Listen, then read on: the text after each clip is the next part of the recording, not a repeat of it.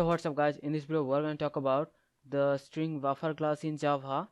Normal strings in Java are immutable, means after creation we cannot modify the strings, but we can use the string buffer class, which will allow us to modify the strings even after creation.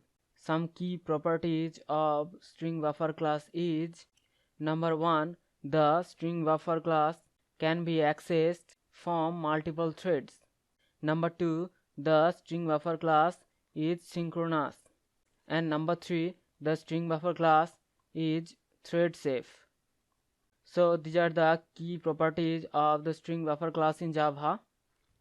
So now we're going to create one string buffer class in our program.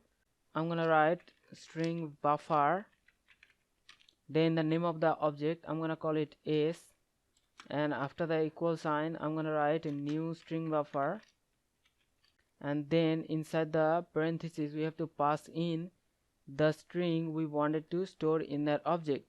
So I'm gonna pass in hello world, and I'm gonna close the statement with a semicolon, and I'm gonna print that object onto the console using the print method and pass the S in there, and I'm gonna save the program.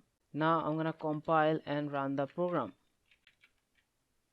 and you can see the output hello world is printed on the console. So first we have the string buffer keyword, then the name of the object, then we have new string buffer, the constructor of the string buffer class, and then we have passed in the string we wanted to store in that object, and then we have used the print method and passed in the string buffer object in there, and this has printed hello world onto the console.